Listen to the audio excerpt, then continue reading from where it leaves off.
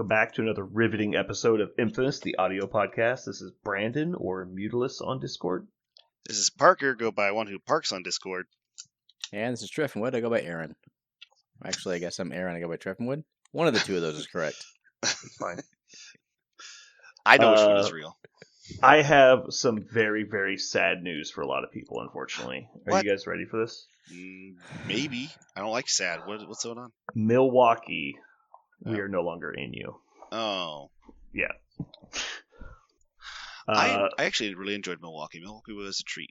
I prefer to call it the MKE, but not everyone is with the hypno. Okay, so Aaron, you need to know this story. Everyone needs to know this story because can I tell this story? I would love to tell this story. You really want to tell it? I want to tell the prelude. Okay. All right, because this was a couple weeks ago, and we were talking about the team stuff, and specifically also carpooling, because Parker was talking with the Muse guys about being on their team, and also about carpooling, because we were going to have my car and enough space for 4 people, and we're driving right through Des Moines. And so he goes, yeah, I don't know if anyone else from DSM is going. And Parker goes, I wonder what he means by that. So that's the prelude. Go ahead. Yeah. It did occur to me that an acronym could mean Des Moines. So, knowing... at that moment, I didn't realize I had a deficiency in recognizing... Everyone has blind spots. Place name acronyms, but this is one of mine. All over Milwaukee, I see this term like on billboards and on painted on the side of murals, up in giant bright lights on the top of skyscrapers. I see these letters MKE. It's kind MKE, of important to them. MKE's everywhere, and I'm like, wow, there must be like it must be a really important, like an acronym, like maybe it's a company, like you see Kauffman Center all over Kansas City, right? So the Kauffmans are like important, maybe it's a sports team I'm not recognizing or something, like they're trying to like promote. So they're really promoting this MKE everywhere. They have a lot of pride in it. They got a lot of this. So on day 3, we're walking down the sidewalk, walking into the convention center. And we've done this now 3 times. So this is the 3rd day we're walking in. Something strikes me. I have a moment of clarity, and my blind spot opens up just wide enough for me to understand what I've been looking at the whole week. and I decide immediately that I have to tell Brandon. I have to reveal my ignorance to him, which, listeners, you know that this is the worst thing I could possibly do. But this is how our relationship you gained a lot of works. respect for me in that moment when you told me that you realized what you had been doing. Yeah.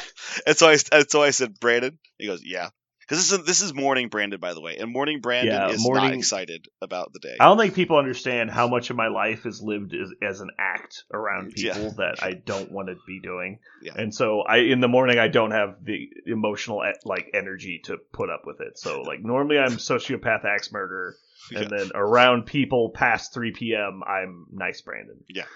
And so those are the 2 Brandons that exist. I decided to take a chance and talk to morning Brandon.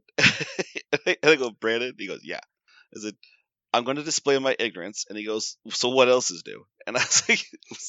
I don't remember saying that. Something like that. Something to that effect. I didn't say it. I said I don't remember saying it. Yeah. And I said, I have been struggling to find out who this MKE is. And I just look up at the side and look back at him, and I'm like, you are the dumbest motherfucker I've ever met. I gave him the eyes. I didn't say a single fucking word for 4 steps. By the way... And I was just like, must be a really nice restaurant or something. I don't know. In the middle... By the way, at this moment, in Milwaukee, we are surrounded by the letters it's MKE. Literally on every light post. Every light post and every wall, everything around us says MKE. And I go, I think I figured out who this MKE is. Now, in your defense, you grew up in an amazing city that has a 2-letter identifier of KC. So, the fact that the 3-letter identifier would escape you is not impossible. Yeah.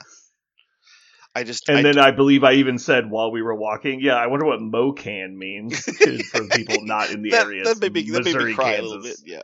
Yeah. I was like, God damn it. Do you know why a lot of cities have 3-letter acronym identifiers, such as MKE and DSM? Parker?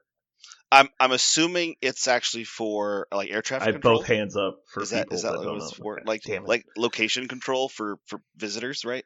For air traffic. Is that right? Brandon? I believe it is to do with airport identifiers, but yes. It is. It is the International Civil Aviation Organization who assigns a 4-letter code to every airport. You're never going to guess what Milwaukee's airport identifier is. Ooh, can I guess? Is it? Yes, Brandon, go ahead. Is it MKE? Oh, it is. You're never going to Goddamn. get what Des Moines is. Is it DSM? Oh my God. All right. I'm going to give Parker the next one. What do you think Dallas is? Is it DAL? Is it DAL? You were close. Was it DFW. DLS? It is DFW. Ooh, I mean, it's not fair. I literally spent months studying this. Dallas so- Fort Worth. Yeah, exactly. I fucking got you. So what is Kansas City's? I've always thought it was. This one's actually hard unless you live in the city. and you Is should it probably know. MCI? Is that right? It is Or- MCI. Yeah. Yeah. Now, when you ask for Dallas's, he's not wrong. Mhm. So There's a lot of Dallas airports. yeah, so the codes are for an airport, not a city. So the big airport in Dallas is Dallas Fort Worth. However, Dallas has a side airport used by Southwest called Love Field, and its 3-letter identifier is DAL. Now, for the $8 million question, all airport identifiers are actually 4 letters, not 3. What letter are we missing and why? Is it like U for United States, maybe, or You are halfway there. It is an identifier for the United States, but the United States identifier is not U. A? Nope. I don't know why, but it's K. K? So Yeah, I was not taught that. yeah, like Kansas City's airport is actually KMCI, and KDSM is Des Moines. But I when definitely we're only flying worked, domestically, we don't worry about the K. Yeah, exactly. I've only worked domestic traffic, so I don't know. Yeah, there's a lot of stupid ones too that make no sense. Yep. And so basically, the bigger airport you are, the priority you get on your identifier making fucking sense. It's like ATL for Atlanta and stuff like that. But when you're like Warsaw, Texas, like they just give you what's left. And so you're like, ah, shit, XY9, and you're like, god damn it, like no one's gonna know who the fuck we are. I was actually training in the center, and because it's a very stressful job to work traffic because there's like people's lives at stake, but also it's complex and there's a lot of shit going on. But it's just a lot to handle all at once. And so in training, a lot of times you'll revert to your basic training when you get overwhelmed. And so instead of doing something the efficient way, you'll do it the simple way. And so what you're trained initially is to do everything phonetically when you're saying letters on the airwaves. And so instead of saying, direct random airport I'm unaware of, you would say, instead of like DET, you would say Delta Echo Tango. And that would be the identifier, and they would know to look it up if they don't know. And so, but when you're training in the center, you work a little area that is yours. And so you're supposed to know all the shit in your area at least. If a plane comes by that's going somewhere else and you don't recognize it, you just tell them the letters. But in your area, you're supposed to fucking know your shit because there's only like 4 airports maybe in your entire sector. And so the friend of mine was working Forbes Field, and he was just flustered, and he forgot the name of the airport because he was so panicked, and his trainer's sitting behind him, and he's like, come on, hurry up. And the guy's like, clear direct Foxtrot Oscar Echo, and the trainer gives him these fucking I will kill you dagger eyes. He's like, it's the largest airport in the state you cover. You have 3 total airports and you forgot the name of the big one. And he's just like, he looks to his buddy across the aisle, and he's like, Foxtrot Oscar Echo. What the fuck?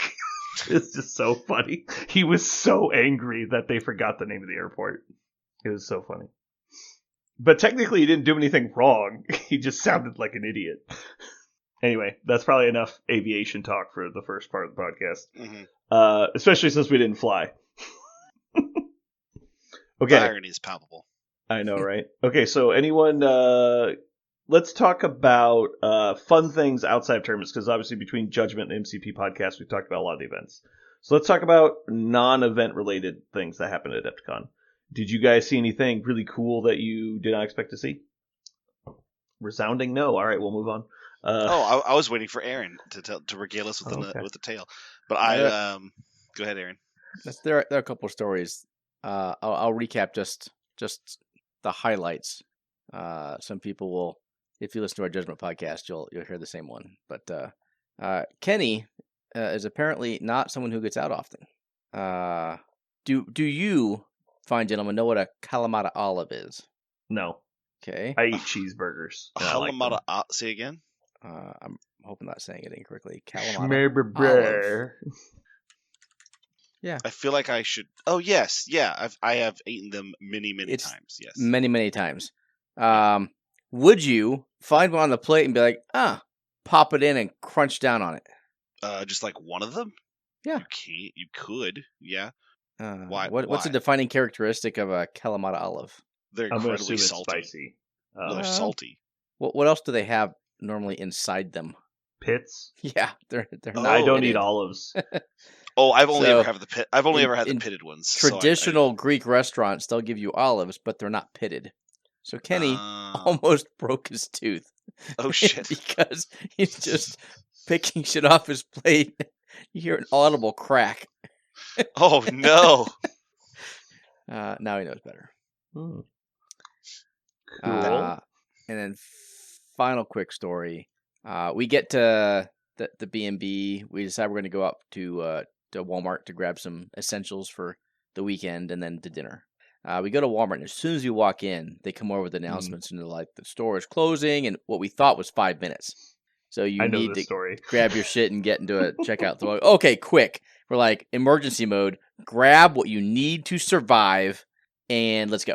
So I go for a 24 case of water because I don't know what the quality is of the house, right? Like, I feel pretty comfortable. I have my one item. I'm not going to get kicked off the island. We're good. Kenny comes back with a bag of apples and a jar of Parmesan garlic dipping sauce. There's going to be some good-ass apples. What the fuck, dude? He's like, well, maybe someone else was going to get steak tips. Like,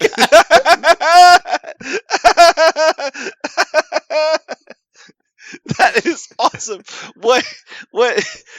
I heard this story from the Jeremy end. Oh my gosh! I have a different perspective. Oh man, the start when you're like, oh yeah, it makes sense. Yeah. You're like a blizzard is coming. Supermarket sweep. You Like have Kenny seconds. comes out with an axe, and you're like in fire. Like you're just like I gotta like you're getting provisions, and Kenny gets a incredibly perishable fruit and a useless condiment.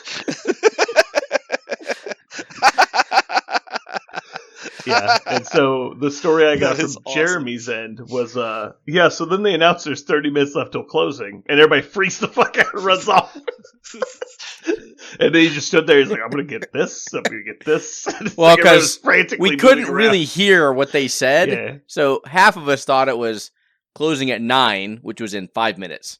But I think what they said was 9:30, which would have been 35 minutes. It would not have resulted in the mad dash. But Exactly. in not Kenny's defense, he thought it was 9. So that's what he thought his emergency essential items needed to be. Exactly.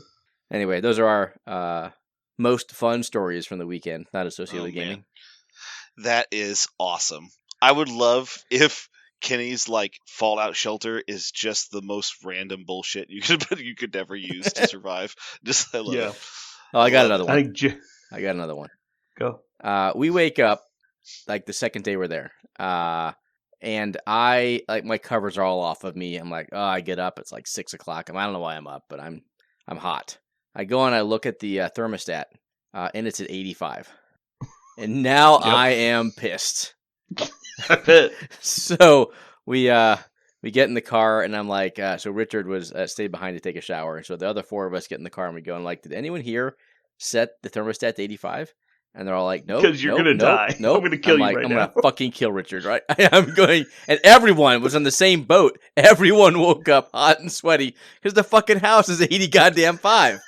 So I'm like shooting Richard daggers the entire fucking day till we get back to the house at night. And I'm like, why the fuck did you set the temperature 85? He's like, I didn't. I'm like, motherfucker, it wasn't any of us. So then I go and look at the thermostat, and it's an auto set one.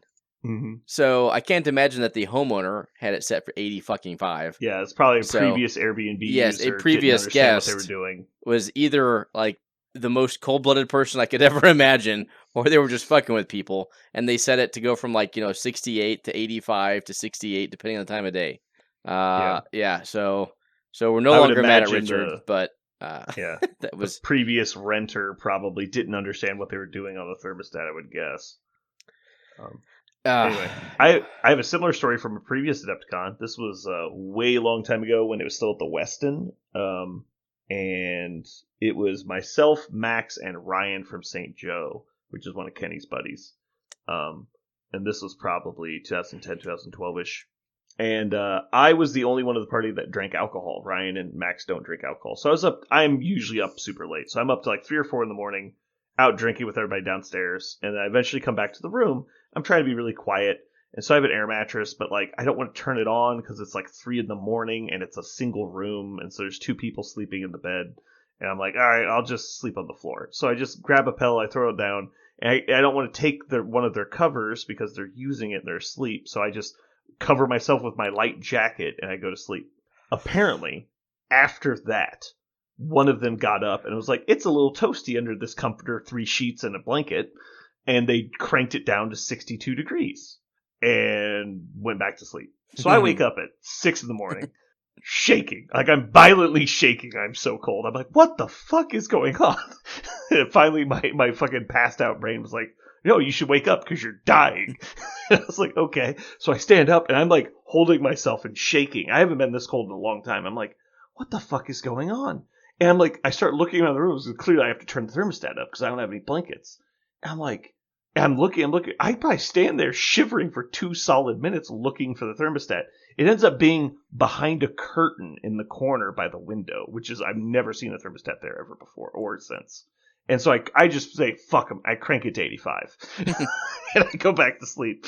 And I wake up in the morning and I'm sweating, like just laying on the ground. And so I look over to them. They're still both asleep. I'm like, yeah, fuck you guys. And they wake up the next day and they're like, did you change the thermostat to 85? Like, you're fucking right, I did. I didn't even have a blanket. You fucking put it to 60. And so I got them. They didn't change the thermostat the next night. It was weird. Okay. The next thing I would like to talk about, I don't know if you guys are interested, is games that we saw at Adepticon. I hear Kenny bought into Yu-Gi-Oh! Or some variant of where you summon monsters and then with cards and then they duel. It is very akin to Magic, coming from someone who's never played Magic. Okay. But instead of your monster, you tap your monster to attack and do damage to another monster. All of that is played out on the battlefield. So you different mechanics, right? But you have mana. You summon your creatures with your mana. You play spells and counter spells with your mana. You give them items.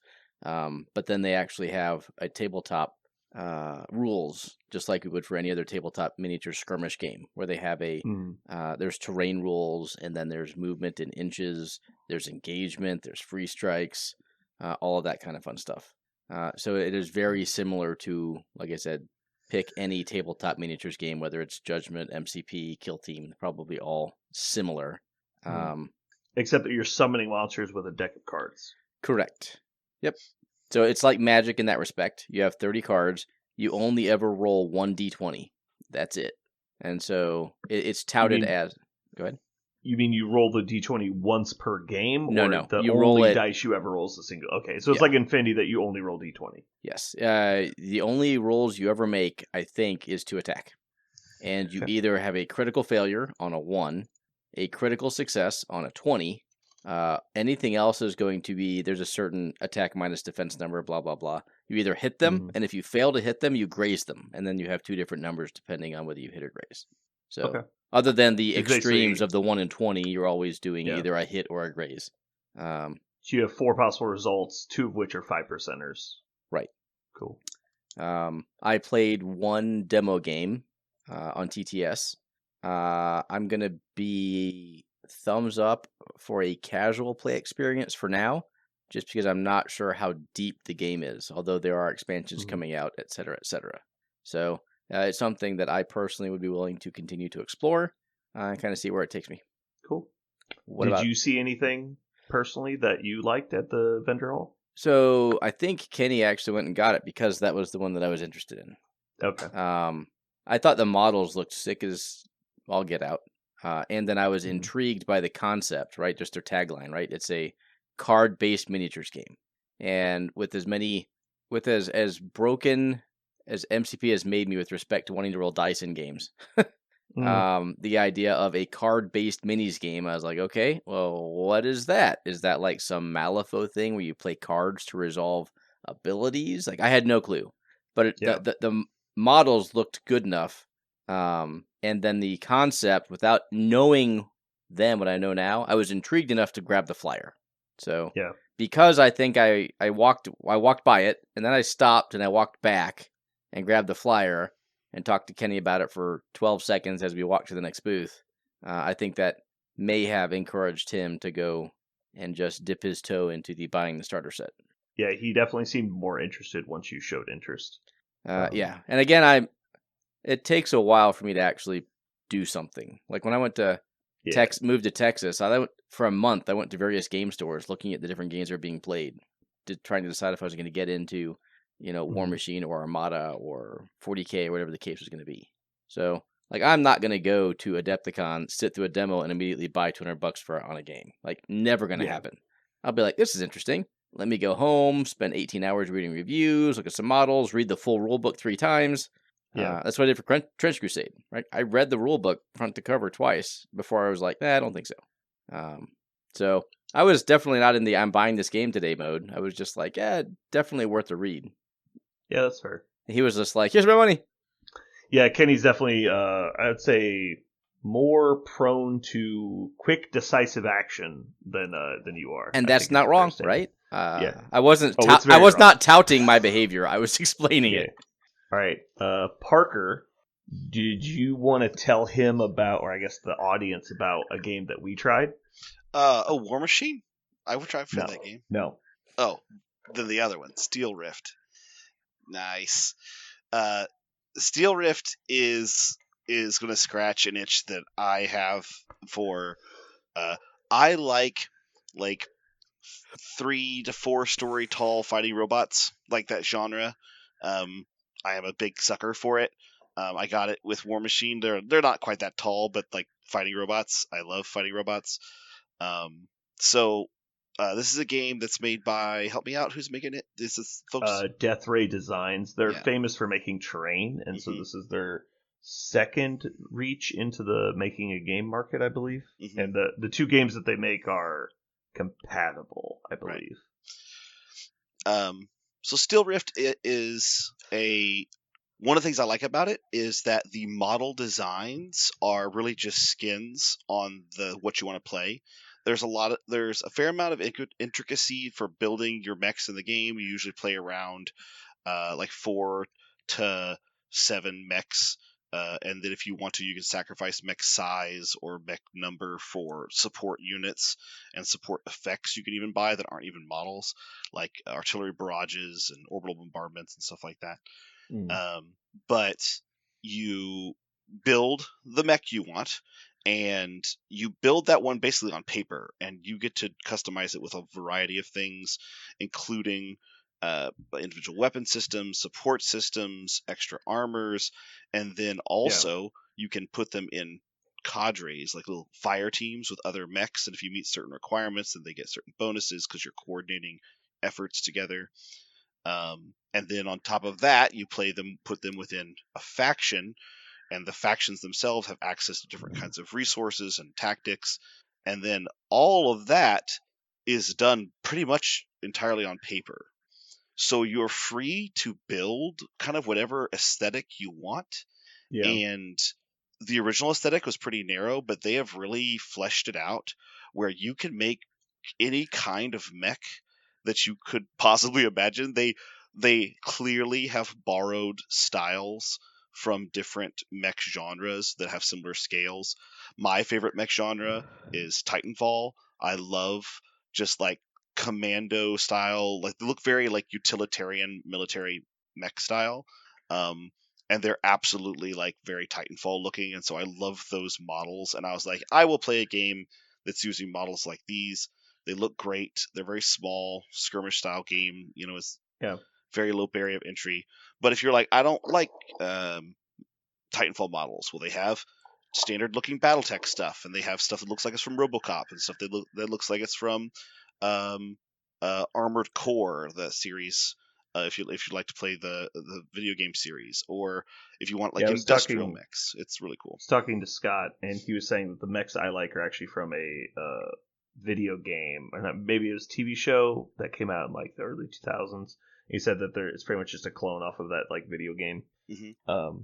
which is great because I mean I like them a lot. But yeah, I like. I wasn't initially super excited about the way they explained it because basically there is really no factions. Like the aesthetic is not tied to a faction.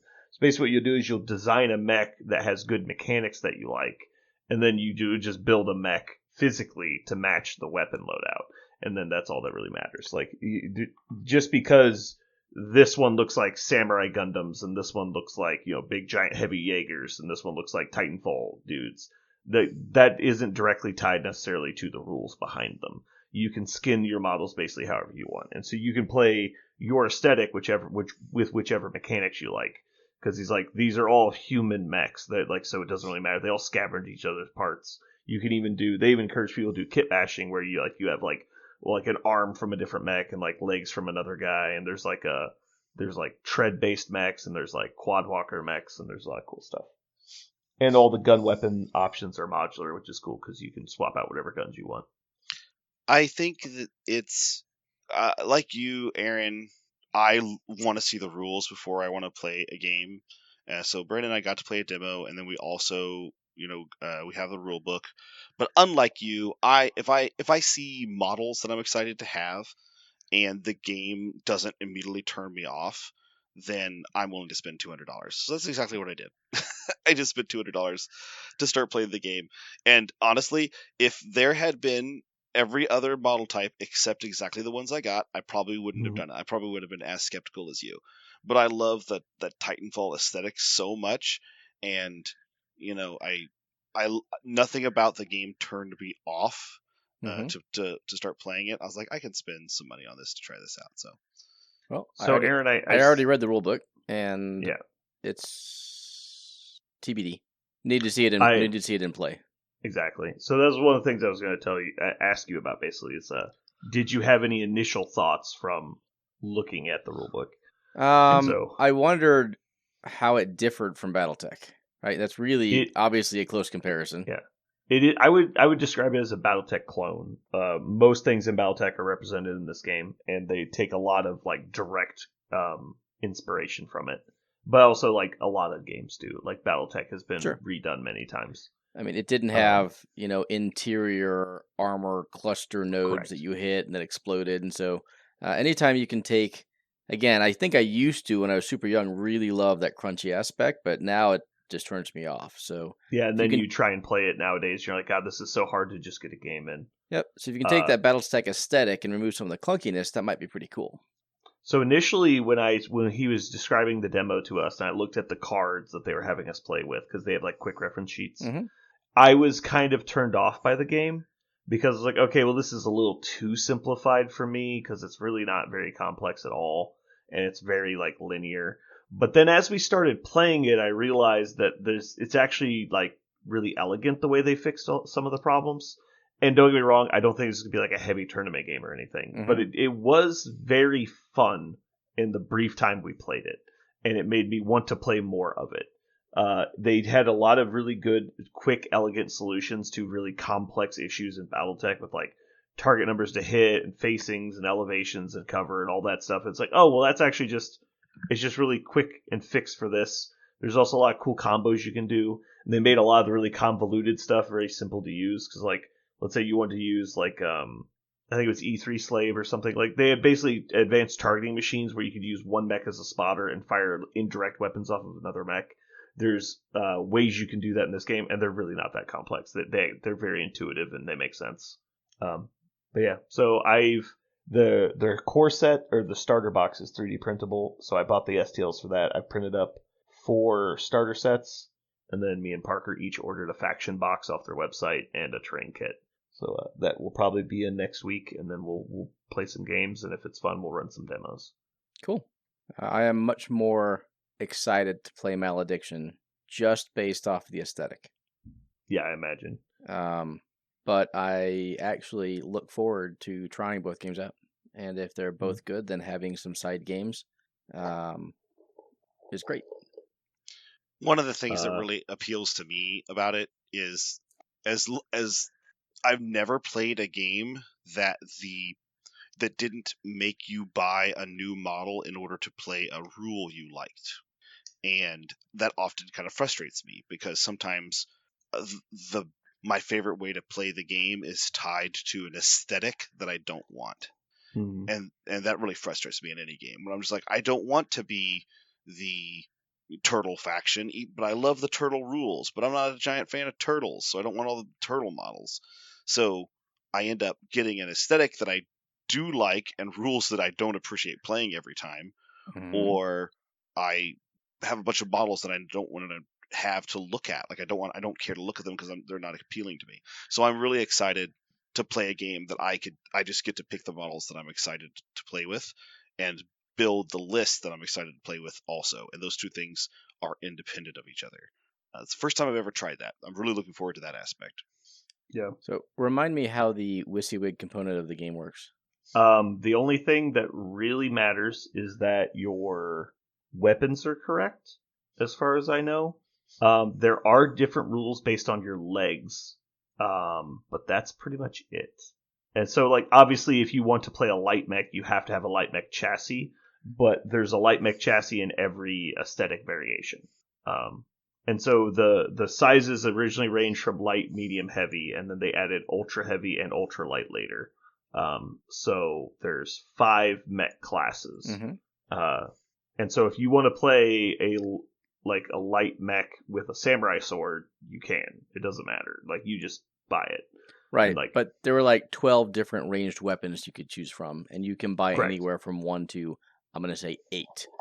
So yeah, if I want to play with, triple las cannon on a mech, but then I'm like, actually that's not good. I'm going to go double las cannon and a rocket pod. Do I need to buy a new mech, magnetize shit? So you can magnetize it if you want. The mechs come with racks of weapons, and so each rack comes with one of every one of the 10 weapons. 10 different types of weapons. And then there's an advanced weapon sprue. I'm not sure what those weapons are yet. I haven't gotten far enough into the rules yet, but there's like another 5 or 6. And so every mech has just slots that you plug the gun barrels into, and so they're like key guided in. And then so you could magnetize them for easy quick swaps. But I can print all the guns because it's part of the starter set. And so I can print any number of gun barrels you want, and you can wait to glue them until you're comfortable. You can use blue tack to hold them in, or you can magnetize them. Yeah, that all turns me off a little bit. Because you could just glue them in and just buy more mechs if you wanted. Yeah, well, so games like that I really like just playing around with lists, right? Yeah. That's for me, that is a big turn on. I mean, so I just finished cleaning up my mechs. Here, let me grab one of the weapons. And you'll hear me knocking my shit around now. Let me get this. They're tiny little guns. All right, here we go. I've got one of the guns. This is a gun, right? This is a gun? All right, here we go. All right, so I just physically pushed it in, and it's holding in pretty good. And so, assuming you wanted to paint... actually, it's in there really fucking good. Oh my god. Okay, there we go. I got it out. Okay, yeah, they hold in very well.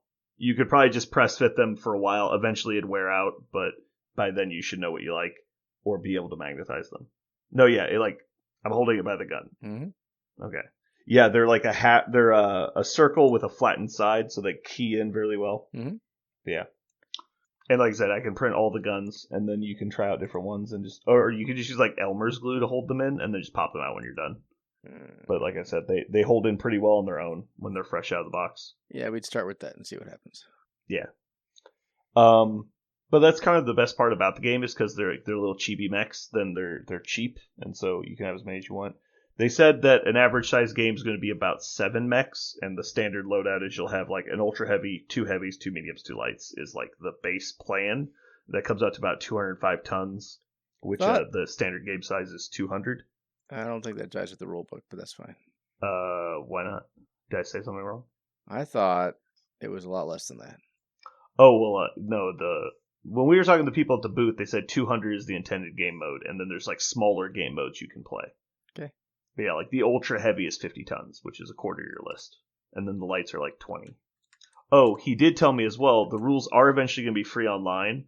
They've just had a bunch of expansions that were in hard books.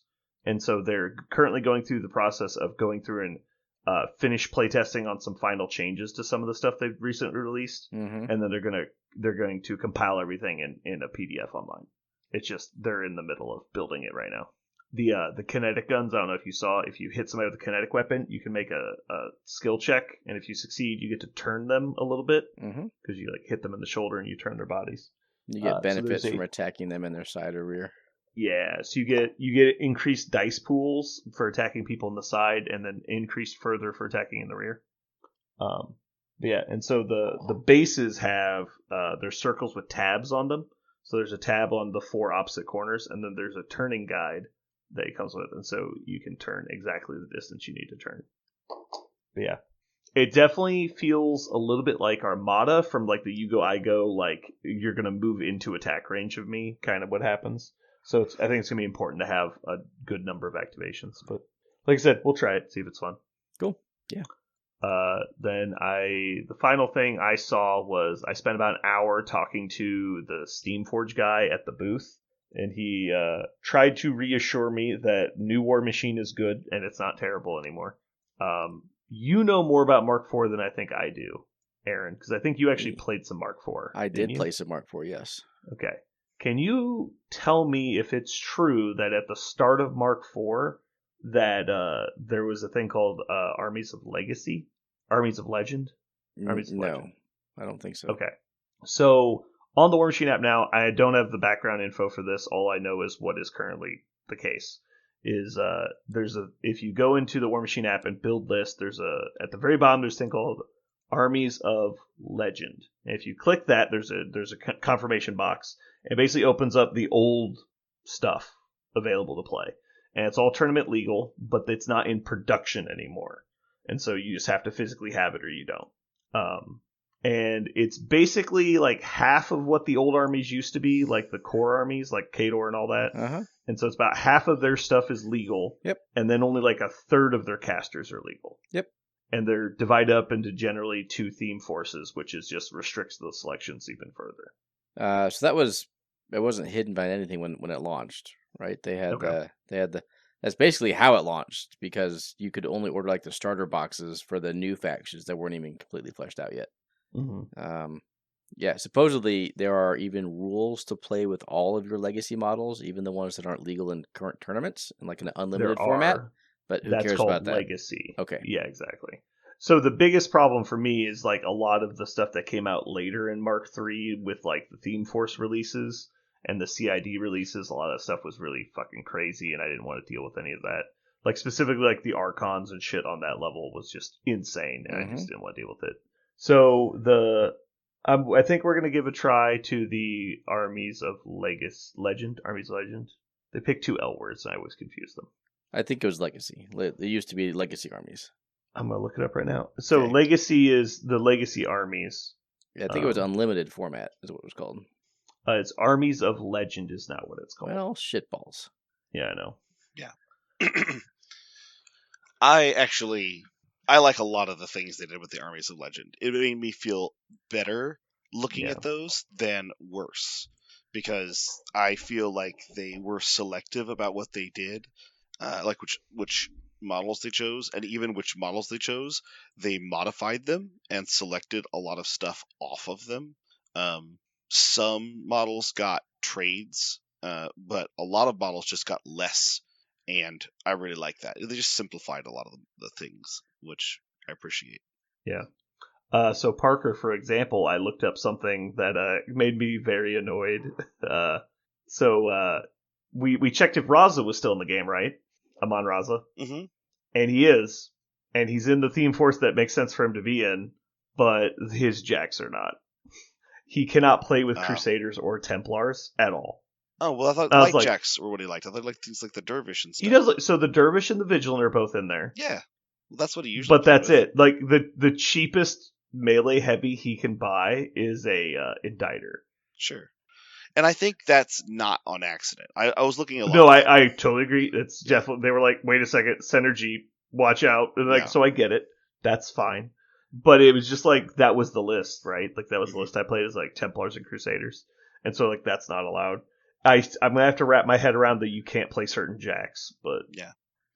Yeah, I think I think they did that a bunch on purpose, just to make things feel, what's the best way to put this? Like, less universal, right? Like, where you're just like, okay, the game has been going for, because that was one of the problems, right? Is every single time they made a new thing in the game, they had to make it with so many other combinations of things.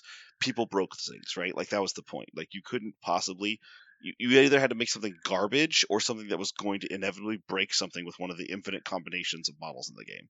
So by just bringing it down to, bare bones, really, nearly bare bones, because they not only did they make the options of units restricted, but they made almost every unit have less rules on it. So it's really, I think, a lot more simplified. Yeah. Some of the changes that we found so far frustrated me, as Parker can attest to. Yeah. I think I was only screaming mad for about an hour in the car. I'm not going to lie, Aaron. As excited as I was for Mark IV, Brandon tried real hard to make me not want to play with him. The thought of hearing Brandon bitch about his models he doesn't get was super exciting. But you did turn it around. I'm not saying you did it the entire time. You did, were like, okay, well, that's cool. We could do that. That's cool. Because the thing that drove me insane over anything else doesn't even matter competitive play wise. It's they took Freezing Grip from Sorsha, and I lost my goddamn mind. Yeah, you were so upset that they took Freezing Grip from Sorsha. It just doesn't make any sense. Like that, it's like the definition of like iconic. Yeah. But they did give new factions like some interesting things they didn't have before. No, that's what I'm saying. So, the changes that we found were noticeably more positive than negative. Right. Like giving access to specific abilities to people that didn't have them before. So I think we're going to try it. It'll probably be very casual at first, and just to see if we enjoy the game in its new form. I don't think anyone has any plans to buy new stuff by any means, but we're going to see if... I was going to say, my favorite thing that came out of the conversation was, it's been so long since I had opened up a single box and looked at any of my stuff that I was like, I don't even know how many chargers I have. Like, I don't know. I don't know how many hunters I have. I have no idea. Like, there were so many models that we were looking at going, this could be cool. Oh, what a cool new combination. And I'd be like, yeah, but how many Coldoons do I actually have? As it turns out, I have like 8. But I didn't know that in the car. So there are lots of fun things. It caused me to go back into my model collection the day we got back. So it was like 1 a.m. I'm sifting through all my boxes going, oh, hell, look at this. Like, I had no idea I had 2 full units of Storm Knights and 2 full units of Storm Knight Cavalry. So I can make, like, I can literally do, like, max FA of these things. That's cool. Yeah. So, Aaron, do you want to play a little bit of Mark IV with us? Gonna say yes. Okay. I've told a few people. I think Jason and Max and Connor are all in to at least try out Armies of Legend. So now I've got 3 new games to try, and I don't know if I can like play all of them. I'll probably try. Well, I'll have Steel Rift models with me tomorrow, but I imagine we won't be playing because we don't have terrain for it anyway. But it'll mostly be to check out the cool models. And then I'm going to bring some War Machine with me tomorrow. But yeah. All right, well, I know we could probably chat forever about cool stuff we saw at Adepticon. Unfortunately, we're running short on time in the real world, so we're going to have to call it short. Is there anything else you guys want to chat about before we get out of here? In the risk of actually making this go much longer, which I'm totally cool with this ending now, do we skip Mojoverse this week? Oh, we can't. We have to go through it. You never told us what we were doing. I figured it out. I want to do Morgan Freeman movies. Morgan Freeman movies. Okay, we can burn through these real quick. There is only one. There are. I did not. I knew he was in a lot. I purposely wanted to pick somebody who is prolific. He's quite prolific. My list when I got done was 1, 2, 3, 4, 5, 6, 7, 8, 9 things that are, to me, like not to miss movies.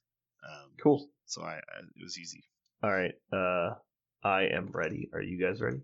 No. Okay. Let me know when you're ready. All right. Aaron's gonna get to go first, I think. Let's see. Oh, we're tied. I'm gonna unvote for myself, so I get to go before Aaron.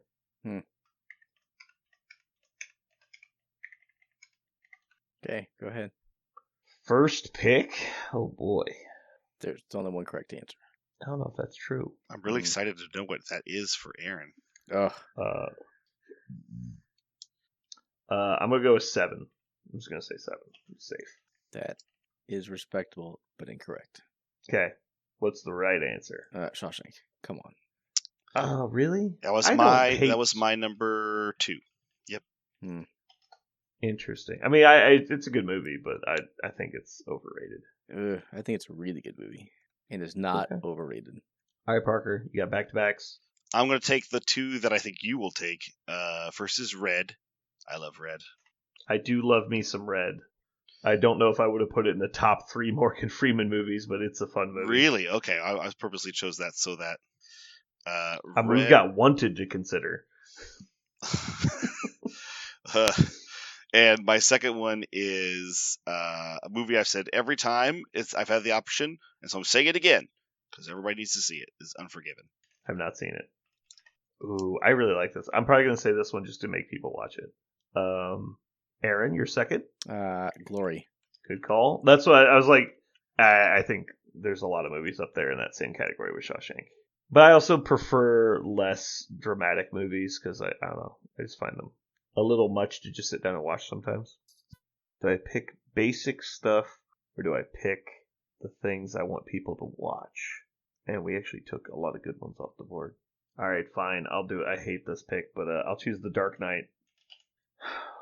And next I'll take... God, there's so many. There are. Fuck it. I'm going to choose Hard Rain. Everyone knows Hard Rain. All right, moving on. I'm going to go for an underrated movie and take Robin Hood, Prince of Thieves. Oh, you son of a bitch. I thought Parker was going to pick that way sooner. You son of a bitch. Oh, it makes me upset. Oh, now it just makes it all the more sweet. Does it make you upset that you didn't pick it? Yes, when you had I did not multiple think that would, opportunities. I did not think that would be the thing I needed to snatch. Okay. I basically didn't pick it so that you could take it. I know. Ugh. Okay. So I get one more, right? Mm-hmm. Yep, you get final pick. I'm going to go with one I don't think any of us have maybe never said before, but I really like this movie, is Lucy. You really like Lucy? I like the movie Lucy. I thought it was an interesting... Do you like the scientific facts about the movie? No, it's not scientific at all. It's just bizarre. Very scientific. It's bizarre sci-fi, and I liked it. Yeah, I don't think I've actually seen it all the way through. It was fine. I am much more a fan of Red. I like the movie. Had a lot of there was some action in it, but a lot of it was just kind of like quiet suspense. I liked it. Yeah. Excuse me. Yeah, there's a lot of good movies on here. None of which I'm particularly attached to, but like I always enjoy him in roles. Obviously, he's famous for narration and his voice and stuff, but I haven't seen Ted 2 yet. I really need to see it. Let me make sure it's on my list. All right. Well, I think that's going to wrap it up for us. Unfortunately, we went much longer than I was hoping we would, but listeners don't know that. That's true. We did it. Thanks for joining, Aaron. Hopefully you guys enjoyed. This has been Brandon. And Parker. And Aaron. And you just listened to The Band Gets Back Together.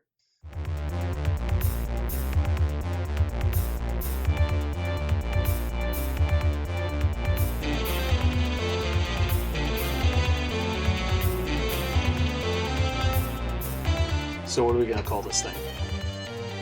I got it. Okay. Incredible, new, fantastic, astonishing, mighty, original, uncanny, sensational podcast. I'm just going to put down infamous.